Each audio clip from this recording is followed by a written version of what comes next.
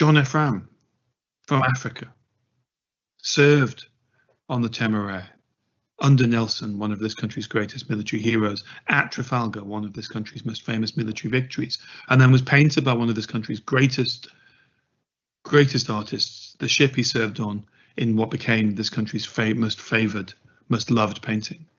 It's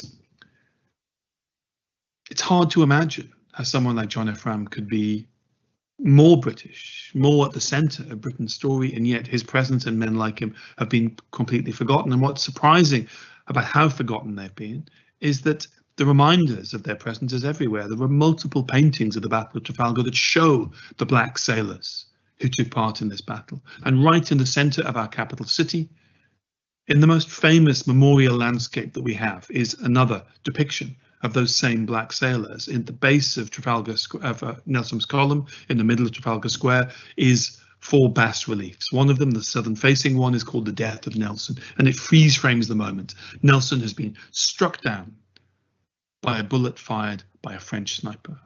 He lies on the deck of the HMS Victory, mortally, as it turns out. Mortally wounded, he's surrounded by officers, and to the left of them is a black sailor, unmistakably, unambiguously African, holding a gun in his hands, looking up to the rigging of the French ships to try to spot the sniper who has just felled England's great hero. Now, the reason there's a black sailor in this great architectural monumental celebration of the Battle of Trafalgar is not because the Victorians and the late Georgians were sentimental or politically correct. It's because everybody at the time knew that there were black sailors at Trafalgar. They were part of Britain's story. They weren't controversial. They were just obvious, manifest. People had seen them. They were part of the story. It's only in later years that they were written out or forgotten and left unmentioned. Black people are everywhere in British history. They're in hundreds of paintings, sometimes as enslaved people. Young children wearing slave collars, pushed to the margins of paintings, looking up at the wealthy men and women who regard them as human property. They're also in the paintings of Hogarth. There are black people in documents and photographs and memoirs from across the centuries. Black people are present in all sorts of moments in British history. There were black sailors at Trafalgar, but there were also black soldiers in the trenches of the First World War. There were men from the Caribbean in the bombers of the Second World War as navigators and bomb aimers. Men from Honduras were sent to the Grampian Highlands of Scotland to fell trees for the war effort. And of course, there were thousands of black nurses, auxiliaries and doctors in the NHS from its earliest days to the present days. Some of the first black superstars in this country were the late Georgian boxers, Bill Richmond and Tom Molyneux, some of the great first sports stars in our national history. Black people are just present. They were just there, and yet somehow we've managed to forget them. We've managed, up until Black History Month, until the recovery of Black history in the 1960s, we've forgotten this intertwined story.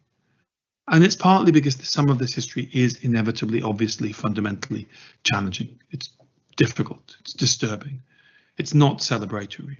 And too often we've imagined that history is about making us feel good.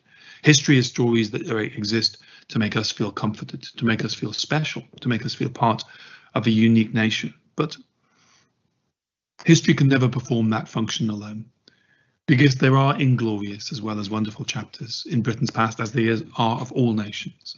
There are inevitably people who did terrible things as well as remarkable people. And some people who did remarkable things, some people we might think of as heroes, also did terrible things, because history is complicated and messy and difficult and not what we would want it to be.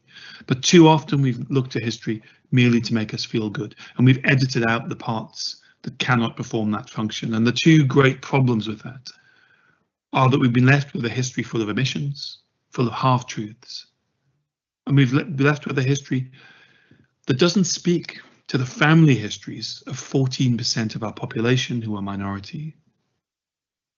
We are, and Black History Month is part of this, on a journey to try to create a history that works for who we are in the 21st century, a history that can speak to those complicated, integrated backgrounds. Because of course, it's not just Black people, and it's not just mixed race people for whom these histories are shared histories, because every interracial couple is two extended families. Every kinship group, every friendship group draws and draws together the people of this country closer together into our shared histories, and makes the sharing of those histories, the acknowledgement of the lost and hidden chapters, all the more important.